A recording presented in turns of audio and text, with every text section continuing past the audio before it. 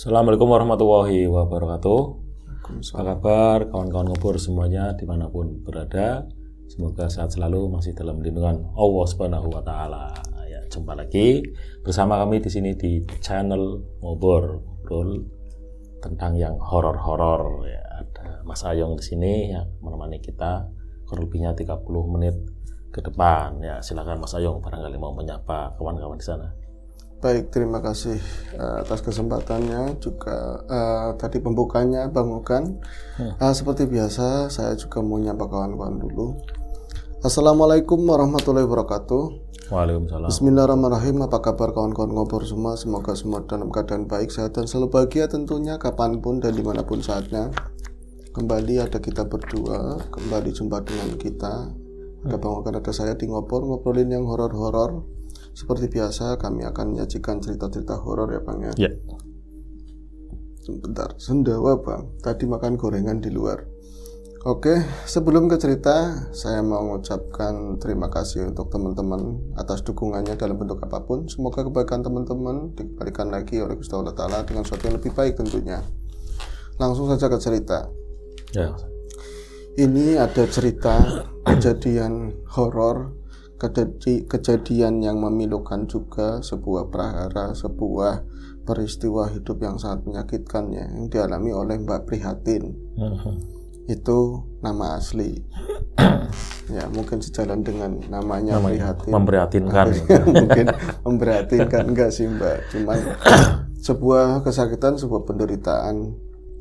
Kalau kita punya iman, kita bisa melewati itu semua pastinya. Insya Allah bisa melewati semuanya. Dan banyak ini sebuah hikmah memperkuat diri kita setelah melewati banyak penderitaan tersebut. Tapi orang tuh iman ya pilihannya nggak lain kalau nggak nurut tambang ya gebur maning kali. Kan seperti itu ya. Oke, jadi Mbak Atin, ya, saya manggilnya Mbak Atin. Peristiwa itu dialaminya beberapa tahun silam. Ya, beliau dulu itu adalah seorang janda.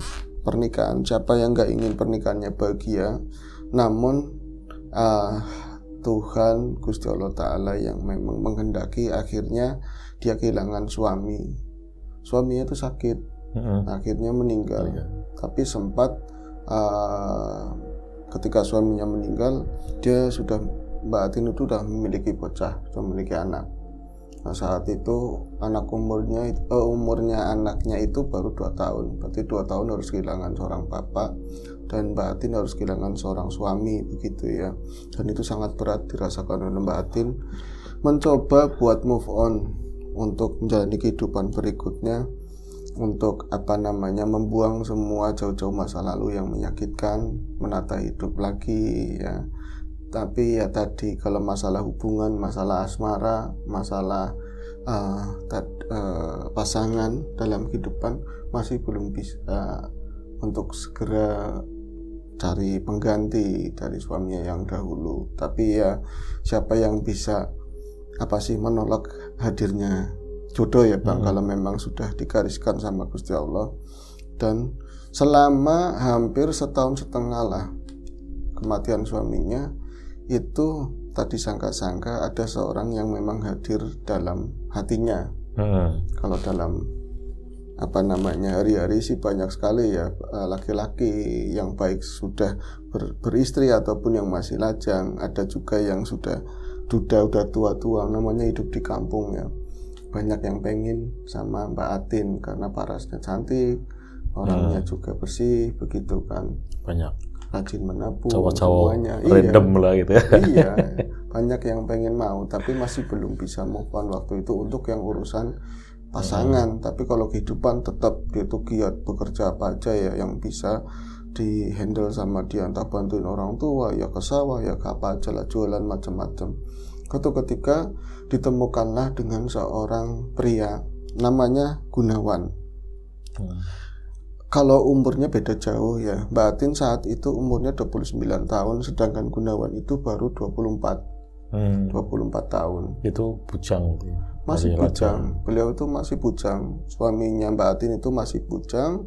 Pertemuan mereka itu tanpa sengaja ada di suatu tempat ya, di pasar, pas banyak kerumunan. Waktu itu Mbak Atin itu ngadepi pelecehan ketika itu belanja sayur itu kan kadang-kadang banyak pria-pria di pasar, ya nggak semuanya orang begitu, tapi ada oknum lah seperti itu. Nah, entah tukang parkir, entah pedagang gitu, colak-colek. Karangan lah itu. Iya, karena cantik ya, menjanjikan, mungkin juga ngerti statusnya apa, kan karena sering ke pasar kan paham statusnya apa. Itu akhirnya dilecehkan, diemeg-emeg lah begitu. Makanya kan gak baik kalau janda lama-lama kan seperti itu. Nah ini saat kayak gitu, itu Gunawan melihat beberapa orang itu malah ikut ketawa, ikut bersorak-sorai ya, apalagi laki-laki yang berdagang laki-laki. Itu seolah-olah sebuah tontonan. Sementara Mbak Atinnya sendiri udah kelihatan udah nggak nyaman dan mau keluar dari situasi di situ. Nah itu ditangkap kejadian itu sama Gunawan. Waktu itu Gunawan dan sampai sekarang juga masih ya, dia masih sebagai driver, seorang supir.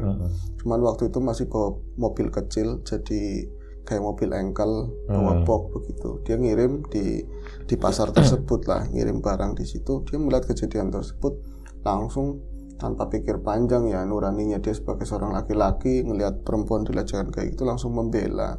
Akhirnya terjadi pertempuran lah di situ, berantem. Menang Gunawan. Badannya gede tinggi dan dia itu ternyata suaminya Mbak Atin itu pernah belajar di kampungnya itu ya kayak silat seperti itu. Jadi sangat mudah katanya, beberapa orang tumbang. Katanya dipilih-pilihin yang paling garangnya di sana gitu kan. Akhirnya berhasil diselamatkan. Kemudian karena waktu saat itu senggang ya, Mbak Atin itu diantarkan pulang walaupun nggak jauh, itu naik mobil ya di depan, duduk di muka, bukan ditaruh di pocket banget.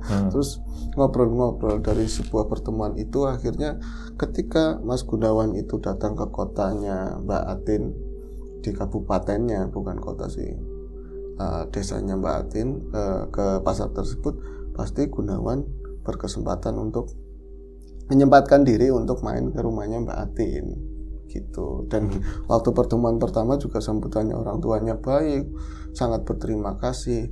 Dari situlah sering intens, karena kirim itu seminggu bisa 2 kali begitu kan, sering intens ketemuan. Singkat cerita, Mas Gunawan itu mengutarakan perasaannya sama Mbak Atin, Bang Ogan, dan itu ya nggak bisa ditolak. Memang Mbak Atin juga menaruh perasaan yang sama, meskipun dia rumangsa, dalam artian saya udah janda, sampean itu wong gagah, usianya juga terpaut jauh. Akhirnya serius mau menerima saya apa adanya begini. Saya sudah punya anak, saya bukan dari keluarga berada, tapi wong cinta serius. Dan saya waktu itu melihat suami saya ya Mas, kata si Mbak Atinnya, suaminya itu orang baik dan punya niat yang tulus.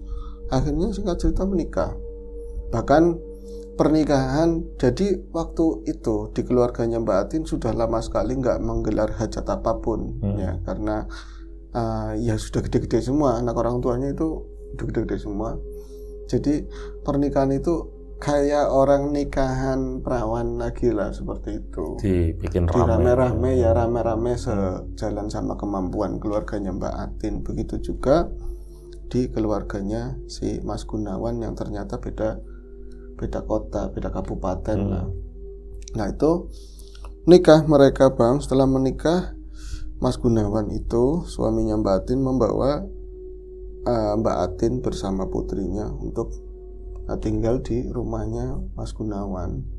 Nah itu bahagia sekali awalnya menurut Mbak Atin. Hari-hari dijalani ya. Ketika dulu dikenalkan juga orang tuanya sambutannya baik, nggak pernah mempermasalahkan yang namanya dia udah janda kayak dari kalangan mana. Kalau dari sisi ekonomi sih jelas mereka lebih lumayan lah. Kalau bapaknya itu punya kebun yang cukup luas, ada sawah juga, jadi hasil kebun hari-hari itu seperti itu. Nah, dapat harinya dari hasil kebun. Sementara kalau sawah per bulan panen, ya emang jauh lah kalau ekonominya sama ekonominya keluarganya Mbak Atin. Nah, sementara ibunya adalah seorang guru ngaji anak-anak lingkungannya gitu loh. Ya, lihat calon atau menantunya juga rajin, ibadahnya rajin, ya senang gitu awalnya. Tapi itu awalnya menurut penuturan Mbak Atin. Sejalan perjalanannya waktu, ya seiring perjalanannya waktu, semua keindahan itu memudar, kata Mbak Atin. Jadi si ini ibu mertuanya itu mulai nampak sifat aslinya. Jadi pas cerita sama saya, iya ya Mas, orang baik mah nggak mau penampilannya kayak apa, nggak orang pintar, nggak bodoh, yang jelas orang baik mah orang baik aja. Tapi orang mau biar kata-katanya guru ngaji terpandang, ternyata sifatnya seperti itu. Oh iya ya Mbak, gimana waktu itu? Iya, mulai setelah saya ada sekitar 1 bulan lah jadi menantu, mulai ada celotehan yang nggak enak, tapi dengarnya dari tetangga. Kalau misalnya untung-untung dinikahin anak saya, kalau nggak dinikahin anak saya mau sama siapa, wong anaknya wong susah. Janda lagi begitu. Di sini ya apa-apa nggak mau megang-megang bersih-bersih rumah, padahal nggak seperti itu, tapi jelek-jelekin loh, gimana sih. Dan bukan itu aja, dia juga selalu menghembus kalau misalnya keluarga suaminya itu jelek semuanya. Jadi kakak adiknya suaminya, nanti ketemunya mertuanya Mbak Atin ya, suaminya ibu tersebut lah. Ya sebut saja ibu itu namanya Toharoh wis ya. Jadi suaminya Toharoh itu keluarganya itu jelek semua, nggak boleh berhubungan sama keluarga suaminya, ponakan siapa aja. Jadi kayak Mbak Atin itu kayak terkunci di rumah seperti itu terus hari-hari.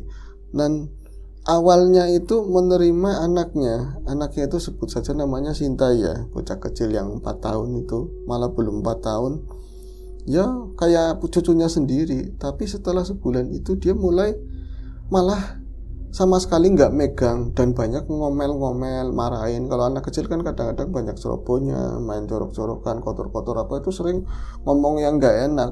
Nggak sampai di situ aja, dia itu punya adik perempuan ya, Ibu Toharoh mertuanya Bu Atin itu punya anak kecil, sering dibawa ke rumah dan selalu dibanding-bandingkan lah sama si bocah tersebut yang dibawa sama anaknya Atin. Kalau ini pinter, terus anaknya bagus, nggak kayak itu di depan si Mbak Atin. Pokoknya banyak hal yang menyakitkan lah di situ. Saya waktu itu kata Mbak Atin, sebenarnya udah nggak enak banget Mas, kok jadi kayak gini ya. Perubahan itu cepat sekali, ada apa, saya salah apa. Tapi masih bersyukur Mas Gunawan itu masih mendukung saya, katanya. Masih mendukung Mbak Atin, masih eman lah, masih perhatian. Dan ngomongnya begini, jangan didengerin ibu saya, memang orangnya begitu. Itu kedengeran, alah orang begitu apa, emang istrimu aja yang mulai langsung, bukan sarkas lagi tapi nyerocos langsung di depannya anaknya, berani seperti itu. Nah kejadian kayak gitu berlangsung hampir mau 4 bulanan, sampai pada akhirnya saya itu ada beban, tapi karena suaminya atau Gunawan tersebut masih mendukung istrinya, mendukung Mbak Atin, masih dikuat-kuat lah. Saat itu mulailah tanpa disangka-sangka ya, itu berbadan 2, ternyata itu hamil. Mbak Atin itu hamil. Itu sebuah angin segar ya buat Mbak Atin. Beliau itu berpikir kalau misalnya iyalah taruhlah kemarin saya memang seorang janda, saya bawa anak bukan dari anak temon bahasanya ya. Tapi kalau sekarang saya hamil dari keturunannya Ibu Toharoh, mungkin perlakuannya akan berbeda. Tapi nggak begitu, tapi justru lebih parah dan lebih parah begitu ya. Sampai Mas, kalau mungkin saya berpikirnya saya harus sabar, saya harus menghormati suami, saya harus menjaga hubungan ini begitu kan. Jadi nggak ngomong ke siapa-siapa waktu itu. Saya sering dilelara lah, dari omongan sampai pekerjaan-pekerjaan rumah yang nggak pantas suruh dilakukan oleh Mbak Atin pada saat dia hamil. Awal-awal kehamilan kan ini ya, sering apa tuh namanya, ngidam, masa-masa seperti itu, badan nggak enak, mual-mual, itu di depan suaminya bisa ngomong begitu, kayak ngarpan muta joning kono kayak gitu. Kalau mau muta jangan di situ. Itu terus pokoknya macam-macam hal lah. Nah yang paling menyakitkan buat Mbak Atin itu setelah suaminya ada sekitar seminggu nggak pulang ya. Biasanya kan paling lama-lama itu dia nggak pulang ya seharian, kalau nggak 2 hari begitu kan. Setelah seminggu katanya ada di luar kota, itu perilaku suaminya berubah juga, sama seperti ibunya atau mertuanya Mbak Atin. Jadi mereka itu sama sekali hilang perhatian, mertuanya tambah jahat perilakunya, dan suaminya itu tambah acuh. Yang tadinya sama anak temon atau anaknya yang bawaan itu ya, eman, itu sama sekali nggak eman. Ya kalau Kak Madiam ada lumrah Mas, dia sama anak kandungnya sendiri yang dikandungan hanya juga begitu, nggak ada perhatian sama sekali. Saya mau ngadu sama siapa waktu itu, tapi ada seorang nenek di samping rumah saya. Itu adalah dia itu sering di depan rumah, dan kalau misalnya sama dia, saya itu umpet-umpetan bisa ngobrol. Sering saya curahkan perasaan saya itu sama nenek tersebut. Sebut saja nenek Suyem ya. Dia suruhnya sabar, no kayu, sabar, kamu yang sabar ya. Besok mulia. Katanya besok kamu itu bakalan bahagia, bakalan jadi orang lah. Waktu itu belum orang Bang.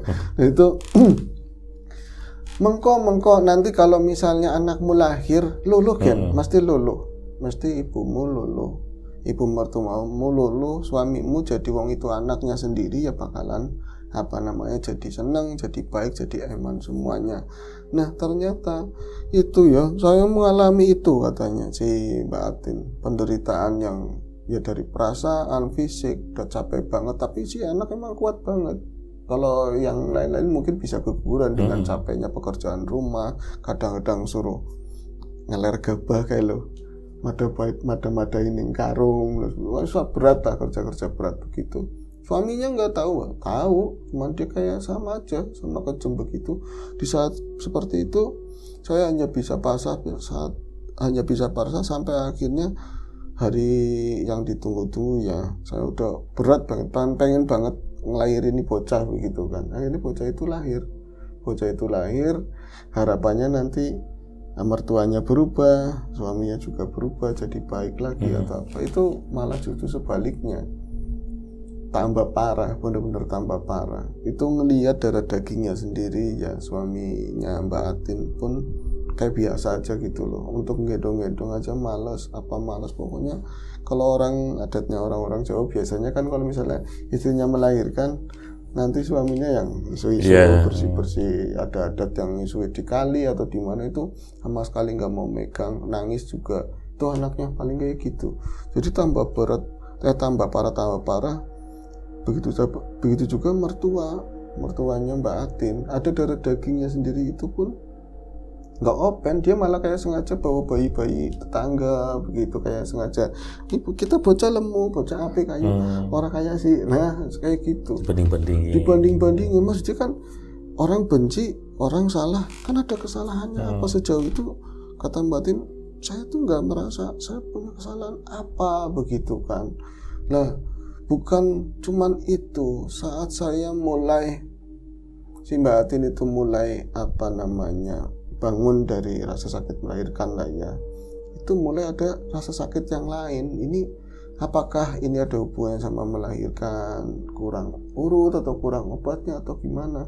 Itu badan itu mulai ngerasa nggak enak. Kadang itu Mbak Atin tuh ngerasa saya itu kepalanya sakit luar biasa, nanti hilang, kasih obat warung gitu kan, padahal lagi menyusui itu kan repot ya. Itu kepalanya sakit luar biasa, nanti begitu aja sembuh, nanti ganti kaki kanan itu nggak bisa digerakin, kaki kanan itu keras begitu, kayak dia kaku tapi kayak semacam banyak semut itu dia ngerebutin kaki, kayak kebas begitu, kebas semuanya itu kan. Nanti ini diobatin macam-macam ya, tentu saja obat warung, nyempil itu ngambil dari belanjaan, begitu beli obat warung gitu kan. Ya ngobrolnya sama si Nyisuyem tadi, tetap aja nggak ada perubahan, sampai akhirnya tahu-tahu sembuh sendiri jadi kaki kiri. Nanti semuanya bagian payudara apa sakit, akhirnya sampailah sakit itu semakin berjalan berapa bulan semakin parah, jadi kayak mirip kayak seperti orang stroke, batin seperti orang stroke. Dan ketika mulai sakit yang mulai dia itu banyak baringan, mulai banyak mimpi-mimpi aneh. setiap malam gitu kan. Nah tapi itu apa Mbak, saya kan nanya kan, suami nggak ada kegiatan buat ngobatin atau apa, terus mertuanya gimana? Mertua bener-bener cuek, tapi kalau ada orang ini dia seolah-olah perhatian sama saya begitu kan.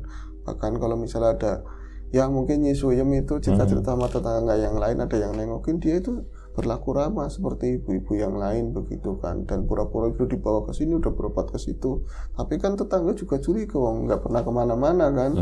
Nah itu yang paling menyakitkan di saat-saat kayak gitu, saya dengar suami saya ada main perempuan lain. Ya itu kadang tetangga pas saya ketemu di warung, kata Mbak Atin itu, mungkin ini bikinannya ini ceweknya si Gunawan begitu loh, biar sampean meriang nanti dia mau nikah sama itu. Ya ada perkiraan banyak hal lah, tapi saya pengen lepesin itu semuanya.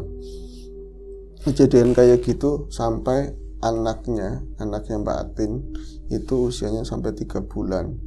Ya bocah segitu kan ya, mulai lucu-lucunya, badannya gendut, ya lucu banget. Tapi kan semakin berat digendong, itu semakin sulit lah Mbak Atin untuk menggendong anak tersebut, karena badannya udah semakin parah begitu ya, dan dia banyak baringan. Nah itu bocah itu banyak diopeni sama tadi nyisuyem, jadi jarang dipegang sama mertuanya. Paling lihat yang asli ya. Iya, kalau bikin susu kan susunya mulai udah nggak beres kan, bikin susu itu ya dinungi gitu, pokoknya jahat banget lah. Nanti sering dibawa keluar, dia nangis sama nyisuyem, itu nggak bayar nggak apa, pokoknya kayak kebenaran wis ada yang bantuin begitu. Jadi sampai akhirnya gimana Mbak kayak gitu, nggak ngomong sama orang tuanya sampai sendiri, atau saya nggak pernah ngomong sama orang tua sama saudara, dan akses buat keluar itu juga nggak ada.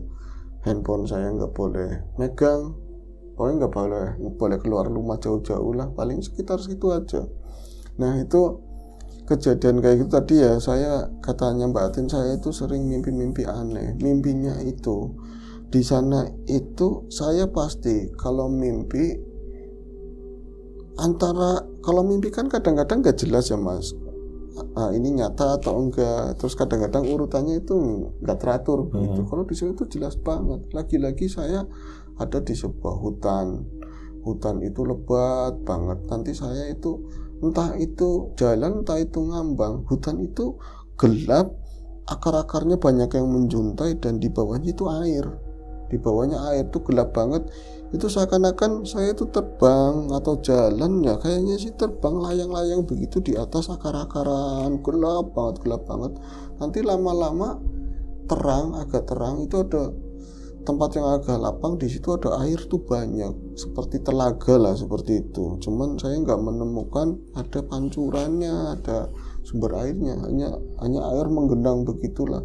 Terus pas di sana lama-lama saya itu ngerasa ada yang megangin tangan saya, begitu tangan kuat-kuat banget megang tangan saya meronta-ronta, ini siapa, kalian siapa, kamu siapa. Saya nggak bisa melihat orang-orang yang megangin saya, dan nanti kelihatannya gelap begitu aja. Lama-lama menemukan bahwa dirinya itu ada terikat di pohonan begitu loh, ada pohon gede-gede, terus ini air banyak begitu ya, suasananya gelap banget. Cuman tetap bisa melihat lah, wong air itu aja di depan saya ya, bahkan ada yang menyentuh kaki. Itu kelihatannya cuman riak-riak yang kena cahaya sedikit, jadi bukan kelihatan jernih atau apa. Itu sunyi, nggak ada siapapun. Dan saya paling mendapatkan tangan saya udah diikat, ikatannya pun bukan tali-tali kayak sekarang, tapi semacam kayak akar-akaran yang dipilin-pilin begitu loh. Terus diikat begitu, kakinya juga diikat. Terus di sini bagian perut juga ada ikatan-ikatan begitu. Itu lagi mimpi yang pertama kali. Mimpi yang kedua kayak gitu lagi. Pokoknya hampir mau 3 hari sekali mimpi, terutama di malam-malam tertentu seperti Selasa Kliwon, Jumat Kliwon, itu pasti mimpi. Terus minggu malam itu sering kayak tak titeni kayak gitu Mas. Jadi mimpinya kayak gitu selama hampir mau 1,5 bulan, itu mimpi-mimpi seperti itu. Nggak hadir, maksud sosok-sosok tertentu nggak ada, nggak kelihatan sosoknya apa yang bawa saya atau apa, itu di mimpi. Tapi makin ke sana, makin lama makin sering mimpi, sudah mulai ada penyiksaan di alam mimpi itu. Jadi di sananya itu serasa kayak ada yang nyambukin dari belakang. Itu bagian punggung saya, bagian tulang ekor sini, kaki-kaki saya itu ada nyambukin dari belakang. Terus tahu-tahu ada kayak semacam, saya bilang kayak ekornya entah ular atau ekornya ikan pari yang seperti ikan pari ya. Iya, itu kayak nyabut dari depan, dari arah depan, tapi yang megang itu siapa nggak tahu, yang megang cambuk. Itu yakin di mimpi aja sakitnya luar biasa, nanti bangun lebih sakit lagi karena nyata jadinya nyata. Dan yang diikat itu kayak semacam ngerasain dia itu semakin nggak bisa apa-apa, semakin nggak berdaya. Jadi di saat-saat itu dia semakin nggak bisa megang anak sama sekali, nggak bisa nyusuin, nggak bisa megang bocah, cuman ngelonjor di kasur. Dan dulunya ya, lagi awal-awalnya masih di kamar utama lah, kamar anak, kamarnya menantu, begitu kamarnya anaknya Ibu Tohiro. Saat itu saya udah ditaruh di belakang, di dekatnya sumur itu, mungkin bekas gudang atau apa. Lebih miripnya saya kayak orang gila yang dipasung, katanya seperti itu. Tapi bedanya kalau dipasung itu mungkin ada diikat atau dirantai. Kalau saya itu ada dirantai atau diikat, tapi entah ikatan yang kayak di mimpi itu. Nggak ada, saya minta tolong ke siapa. Nyanyi Yesuyum nengokin, dia nggak tahu yang seperti itu. Dia, ya Allah no, bisa nih kon jadi kayak kia, kenapa kamu jadi seperti ini? Nanti kalau dia coba ngomong sama Tohiro ya, itu halah wis nyai ngerti apa katanya seperti itu. Wis ditambani sudah diobatin, tapi emang begitu. Kita mau usaha apa lagi? Namanya harus sakit, katanya seperti itu. Jadi orang luar itu banyak ditutupin masalah penyakit, sesuatu yang disandang oleh Mbak Atin. Gimana lagi Mbak, setelah itu kok jenengan akhirnya bisa waras lagi, sehat lagi kayak gini? Saya di dalam penderitaan saya ya, selama mungkin kurun waktu sebulan awal-awal begitu, saya mulai ada semangat hidup lagi. Soalnya satu semangatnya, saya harus ada anak saya yang pertama. Lah itu anak pertama yang ngopeni siapa? Anak pertama itu banyak diopeni sama saudaranya saudaranya bapak, saudaranya mertua yang laki-laki, yang katanya orangnya jahat-jahat, ternyata mereka baik. Itu banyak diopeni sama mereka lah. Tapi mereka yang ngerti saya sakit, tapi sakit-sakit biasa itu. Nah itu akhirnya nah itu ada harapannya ya kayak gitu. Saya itu harus bertahan demi anak-anak saya, demi bayi saya, demi si Cynthia. Ya saya harus bertahan. Pokoknya hanya dalam sakit begitu saya mohon sama Gusti Allah supaya diberi kesembuhan, Terus dalam ketidakberdayaan yang gak bisa ngapa-ngapain, pokoknya lah saya pasrah. Kalau mentok-mentoknya saya meninggal, moga-moga anak itu ada yang ngerawatin, orang baik, begitu aja wis. Nah itu pas sakit ngeletak itu sebulan itu banyak ngeletaknya gitu kan, fatalnya udah nggak bisa kemana-mana. Itu sebulan itu antara mimpinya itu bergantian. Jadi yang tadinya mimpi pasti dibawa ke hutan, terus diikat-ikat.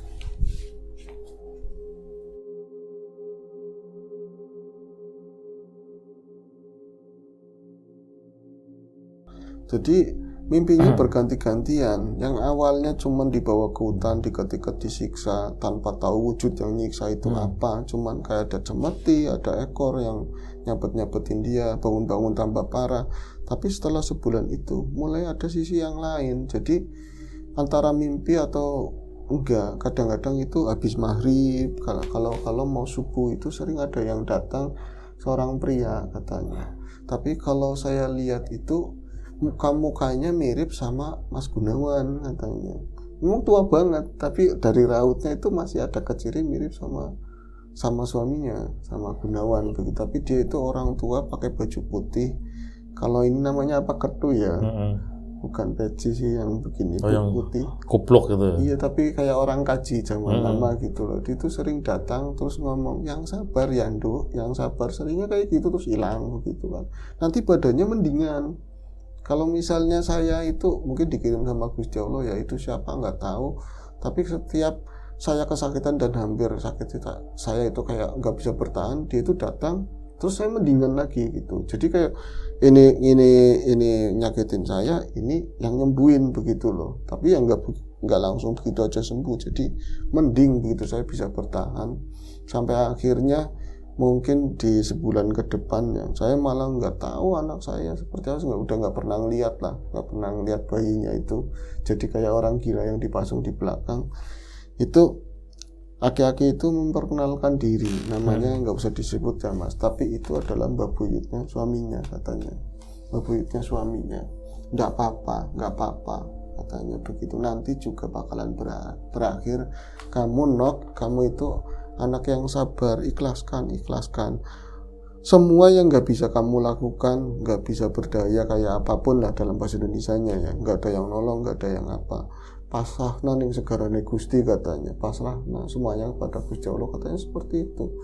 Itu setelah kayak gitu ada orang yang datang ke saya.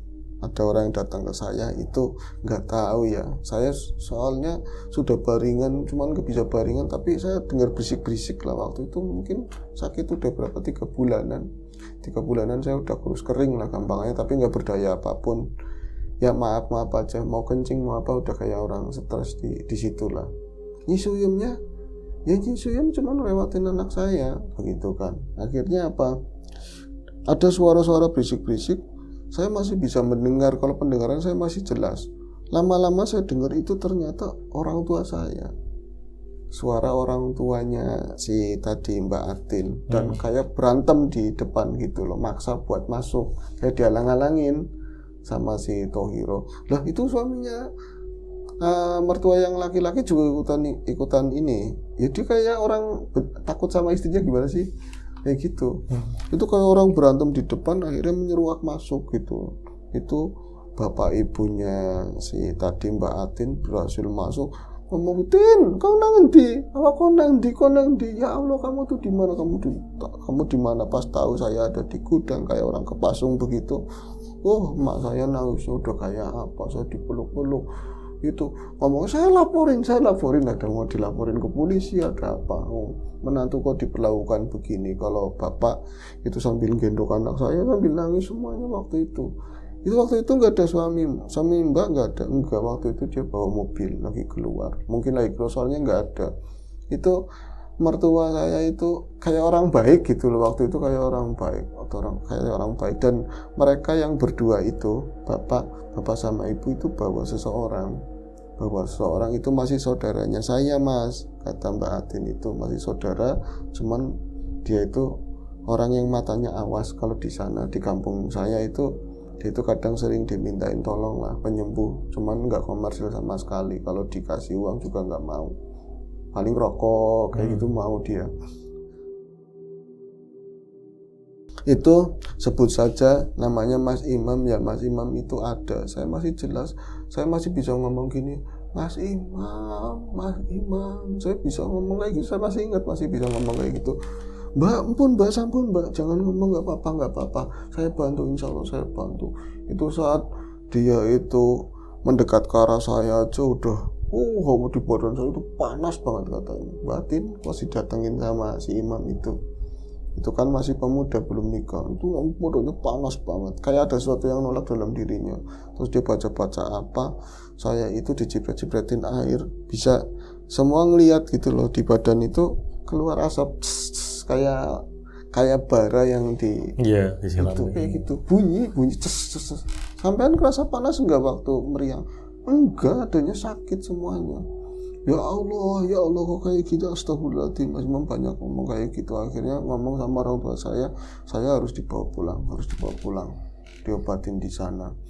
Itu semuanya nahan, tapi kayak orang gimana ya, mertua saya itu kayak orang kayak nggak ada salah, nggak ada dosa, kayak apa, kayak gitulah pokoknya. Dari anaknya dibawa semua. Wis pokoknya tagawa kabeh. Dia pandak dandi. Ini anak, maksudnya cucu itu saya mau bawa semua, kata ibunya Mbak Atin. Ini saya mau sembuhin. Ya Allah, tega temen. Kamu itu tega banget. Akhirnya saya dibawa pulang ke kampung saya, mulai penyembuhan. Dan aneh, ketika saya dibawa pulang ke rumah begitu ya, si Mbak Atin dibawa pulang ke rumah itu, mimpinya sama. Di telaga itu dia diikat-ikat, tapi saat itu yang nyambukin itu nampak.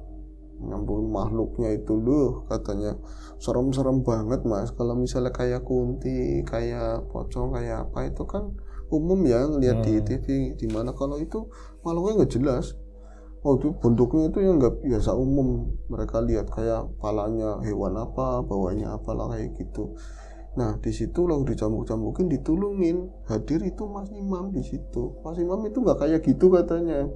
Kalau biasa kan kayak penampilannya pemuda gimana sih, kadang celana pendekan, kadang apa. Kalau di sana itu kayak semacam pakai sorban. Badannya itu bersih banget loh Mas Imam. Itu datang, nah itu berdampingan sama aki-aki yang itu loh.